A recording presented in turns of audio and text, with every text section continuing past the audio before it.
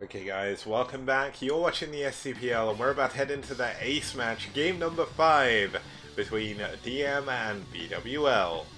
Now, if you follow STPL TV on Twitter, you would have seen that the two players we're going to have, it's going to be a return of Kwanwoo here for BWL and for DM, and for BWL it's going to be Herbmon. So obviously a lot of fun to be had there. Now, Herbmon very good as CVP. Kwanwoo showed a great game there against Kingdom, unfortunately losing out in the end, but that did give us the ace match, so that's not too disappointing. So I'm just going to quickly retweet my own tweet from the SCPL account. But either way, should be really cool to see the ace match here. I'm really looking forward to it. It's on a really cool map as well. So without further ado, let's actually head on into the overlay to introduce our two players. And as I say that, I'm not even ready. That's what I do. That's why they pay me the big bucks. Okay, here we go. So, for DM, we've got Kwanwoo. Now, Kwanwoo, a very strong Protoss player. He has lost both of his games so far, but his last game was against Protoss. He has lost against Zerg before, but I can't quite remember that game. Looking forward to seeing how that's going to go as we head into this series. And Herbmon, a very strong North American Zerg player. Back 2 years ago, I was way better than him. Like, he genuinely could not beat me. I took a year break, came back, and I cannot beat him now. Like, he is just way better than me. And he is absolutely insane. He streams a hell of a lot as well. Check him out on twitch.tv/Herbmon. He streams as much as he can. He had a little bit of a break recently for personal reasons, but he's back. And he is a fellow weep, so obviously follow his channel as well. If you're not following the SCPL channel, please do. There's going to be a lot of SCPL content coming your way, including obviously SCPL on 4. SCPL Season 2 will be next year, but there's some other unannounced projects I'm working on at the moment, so look forward to those. We're going to be heading into the ace match here. It's going to be on Katrina SE.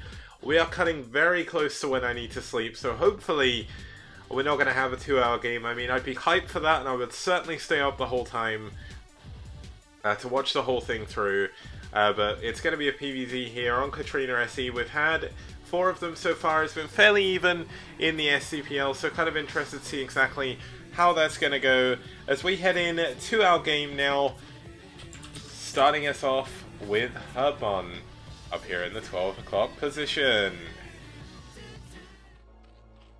So obviously, 12 o'clock position, the spawns on this map are 12, 3, 6, and 9 o'clock. Going to be a ZVP in case you weren't here before. Herbmon starting here in this ace match for BWL. And his opponent spawning here in the right-hand position, spawning or fighting for DM, Disturbed Mind. It's going to be Kwanwoo.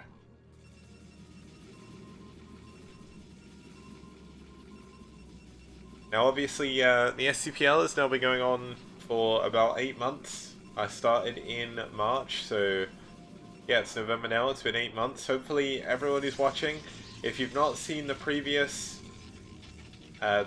games, of course, they are all up on YouTube. There is a couple of series that I still need to upload. I'm going to do that tomorrow if I can. I got a bit lax before I went to BlizzCon because some personal stuff happened as well. But obviously looking forward to getting those uploaded as well. There's currently over 200-ish videos. I think it's like 250 SCPL games have been played so far. So huge shout outs to all the players, all the captains that have made that possible, and of course all of you guys for tuning in and giving the players a reason to play. So it's been great to have you here. Hopefully you've enjoyed your time with the SCPL today. Of course this is going to be our final game for this evening, but I'm hoping it's going to be a good one. We see Herbmon actually going for a very quick pull, a very quick gas, so it's possible we'll see some speed here. Now I just saw the weirdest thing on Twitter ever. I'm going to link that afterwards. I'll retweet it because that's really funny. But either way, back to the game. Don't want to obviously take precedence of anything over the game because I am a caster. I'm technically a professional IT support technician, but I'm also a professional caster because I did get paid to do the Zotac Cup qualifiers back in the day. I say back in the day, like last year. Hopefully, I've always wanted them to bring another one back, but I know at Zotac, the tournament, I mean, it did really, really well, but it was organised by one of the newer members of staff, I think, so unfortunately, I don't think they're going to do another one, but maybe they will do. There's always hope in the future, and the way we can make that happen, guys, is go to Twitter, share Brood War content, make clips of Brood War content, share it on Reddit, get sharing content everywhere. The more content that people see being shared around, the more likely it is the bigger companies are going to sponsor not only community streamers like myself and Zero and Sham2, and Vincent of course as well, but it makes it more likely that they're going to do their own tournaments as well. So just do everything you can within your power to share as much Brood War love to the rest of the world as possible. You don't have to be elitist about it. Everyone loves Brood War. I've spoken to a lot of Warcraft 3 people, a lot of StarCraft 2 people, and they all love Brood War individually. A lot of them don't want to play it just because it's hard, and also they play their own games. But also a lot of them watch it because they really, really enjoy it. One of the biggest StarCraft 2 streamers watches KSL, they watch ASL as well. Now Herbmon pushing in with his Zealots and Zerglings, pushes in with his Lings. Can he break the front here? A shield battery coming up at the front, double shield battery actually.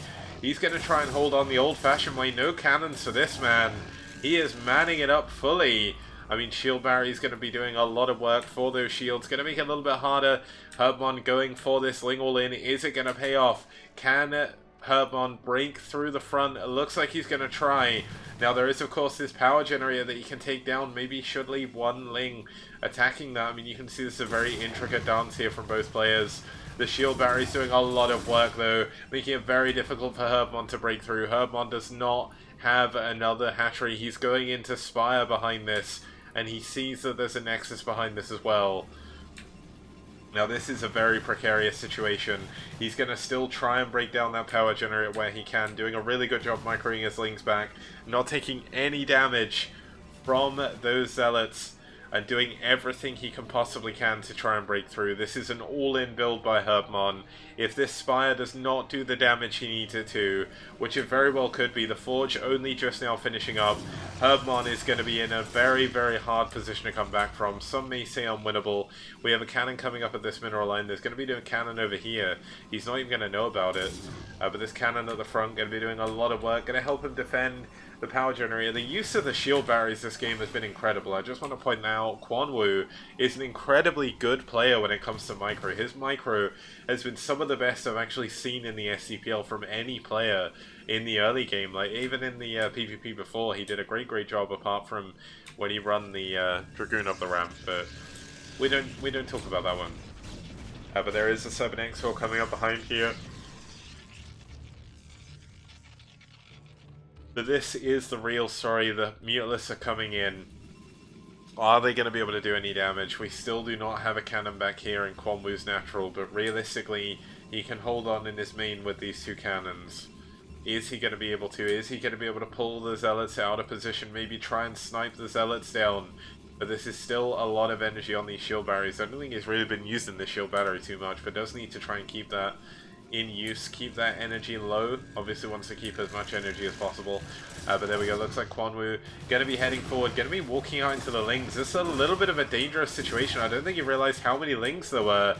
Now the good thing is he does have two shield batteries, so as you can see, like, all of the Zealots going back with full shield again. That's the power of shield batteries. You don't see them very often, but when you see them used, that suddenly made this 6 Zealot army a lot stronger. Those Lings could have cleaned those Zealots if it wasn't for the shield batteries. Now it looks like we're going to have a little bit more micro. Now the Mutalists have come in, the probes have been pulled. There's 4 Mutalists here for Herbmon. Quanwu still trying to move out with the Zealots, trying to pull the Mutalists away from his base. We see a Stargate coming up, 2 cannons, double Stargate. He is doing everything he can to possibly hold on. His natural nexus is eventually going to go down. That is an inevitability. And that is going to give Herbmon the chance of trying to expand himself. The all-in necessarily Hasn't done all that much damage, but if he gets this Nexus, this is going to push Quan Wu back a hell of a lot. And I mean, we see more links moving in to try and replenish the ones he lost against those super efficient zealots. I'm actually going to check the kills. So 2 kills on that one, 3 kills on that one, 2 on that one, and 1 on that one. So realistically, Herbmon hasn't been losing all that much, but here we go. The Mulus actually coming in. Both players are currently supply blocked. And oh my god, he could actually attack with 7x core. There is a single Corsair here. It's going to be trying to move back and forth, but he's got... Oh my god, the shield barrier even coming in use here. These Mulus are not doing the damage they need. The shield barriers are out of energy. Well, no, they're not. He just needs to click on the right one, but the Cybernetics core getting quite low on the shields. Can he use these Mulus to break on down the front? It looks like he can't. It looks like for now, Quan Wu is going to be able to hold on, but does need to kill... I mean, we do see more... Oh, I think he misclicked his shield barrier there, because that did not hit the Corsair. I think he hit the Dragoon that was already on full shield. So that's a little bit unfortunate. A little bit of wasted energy there. I think that's how that works anyway. I must admit, I've never played around with shield batteries, so if anyone's got the correction to that in the chat, please do let it be known. We see the Corsairs coming in once again, trying to take down some of these Overlords. The Mulus have regened a little bit of health, going to be pulling back just a little bit. Now we do have another Nexus coming up, another pylon that's going to run to build cannons. Double Stargate Corsair coming out here, +1 of course still on the way, just over halfway done. But the Mulus count is slowly starting to rise. We're going to see some Scourge coming in as well to try and help this. But this is triple Corsair. Can the Scourge connect? Looks like they're going to be able to. This is going to be a big, big moment. Can the Scourge get in? No, they can't. Good pullback by Quan Wu. He is building up. Okay, so you can only recharge. So he must have hit something. I don't know what he hit. Maybe he hit like a Zealot or something that needed recharging. But the Corsair definitely didn't gain much. Either way, Herbmon now sitting with a semi-decent number of Mutas. Obviously against the Corsairs is going to be kind of hard. And the trouble is he doesn't actually have that much in terms of anti-air defense back at home. So if these Corsairs can move in and kill the Overlords, Herbmon is going to be unfortunately not very long for this world. But the second the Corsairs move out, the Mulus are going to move in. There's going to be 4 Scourge here with those 5 Mutas. They're going to be flying in, going to see what damage they can do. The Scourge do connect on one of the Corsairs. They get another one as well. That's 2 Corsairs down. Herbmon made a successful run in there. That was kind of like the trench run in Star Wars. Threaded the needle with those Scourge. Got a couple of these Corsairs down. But they're about to have +1 attack. And when he gets +1 attack, these Mulus, unless he's got +1 armor coming, are not going to be in a very happy state. No +1 armor's coming. +1 attack just finished up.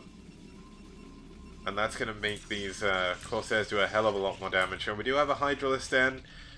But Herbmon is certainly quite far behind at the moment. Quan Wu with a very, very big supply lead. A very large amount of probes. A very large amount of units as well. And now he has the time. Now he's going to go for the Overlords. Look how quickly he killed that Overlord. That's just an Overlord immediately disintegrating. And I mean, the Mulus still, they're not really going to be able to do too much. He's up against 8 Corsairs now. I mean, how are you meant to deal with that with 5 Mulus? I mean, or 4 even. The maths just doesn't add up. And he's actually stopping adding them now. He's going to be going into an extra pylon. No additional gateways just yet, but going into Citadel Tech. So DT's going to be coming in behind this. Obviously could just use it for High Templar, but the Corsair's doing a hell of a good job here. Now it looks like the Mulus going to be trying to come in, get the gas, try and do some damage, but they're not going to be long for this world. It looks like he's just given those up. He wants the supply. That's a little bit unfortunate. If you're just tuning in, you are watching the ace match sorry, of BWL versus DM. My voice is starting to go. I've not casted this long in a long time. I was actually at BlizzCon a couple of weeks ago. But either way, the Hydra or the Corsairs going in, taking out as many of... Oh my god, this is every single Overlord that Herbmon has. He is 50 out of 3 supply. 50 out of 3 supply. There's so many cannons at the front as well. Herbmon is going for it. He knows he has no other choice. He has to make this work, and there's so many cannons. So many Zealots as well. It looks like this is going to be it. Quan Wu seems to have done it. He has overtaken Herbmon now, and he will likely be able to close out this game. Herbmon is going to be unable to build any overlords. He's actually not trying to build any. He's going to grab all of his units, go in for one last attack. He's going to try and add overlords behind this. Doesn't have overlord speed, so can't even get them over here to defend. But there's DTs coming in here. There's going to be no overlord to stop this. Storm is coming up as well. And when he sees this DT, he's likely going to tap out. I mean, he's going to try and get in. He's trying to jump on top of the cannons. Obviously, Hydras do a lot of damage to cannons, but this is a lot of cannons. There's a DT as well. The DT not actually attacking for some reason. The cannons have actually all gone down, but double DT here. That's going to be too much for Herbmon to handle. Herbmon still trying to run through. DT's not getting as much damage as they could do, but running into more cannons. GG, well played. Herbmon taps out in his normal mannered way, and Quan Wu takes the game for BWL. And my co-caster joining me in the back there, but that's going to be the end of the series, of course. Let's actually quickly take a look at the results screen just to go through exactly what happened.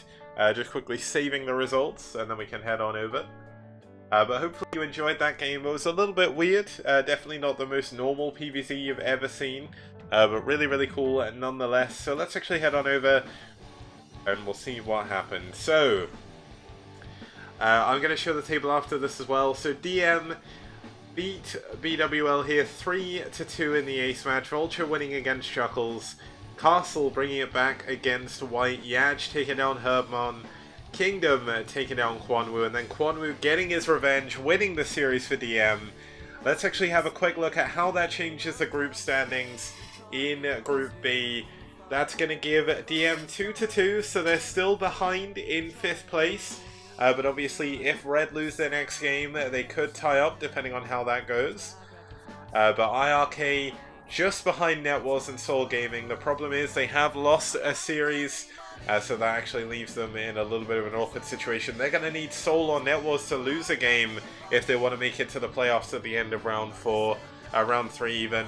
Now, round 3, just to quickly go back to the camera, round 3 is 7 weeks. We're currently in week 4 of the cast. Week 7 is being played on Sunday. We don't know the results of that just yet. We'll all find that out together as I cast through the games. I'm going to try and cast a little bit more than my schedule usually permits. 1 second. Because basically, I need to catch up. And we need to end round 3 before Christmas, realistically. And we've only got 5 weeks. So, well, 6 weeks, I guess. Which is kind of crazy to think we're like 6 or 7 weeks away from the end of 2018. Where has the time gone, guys? 8 months of STPL. Here's to 8 more. And I will be back tomorrow for some more STPL action. Have a very good evening, morning, or afternoon, wherever you are. And see you guys next time. Ciao.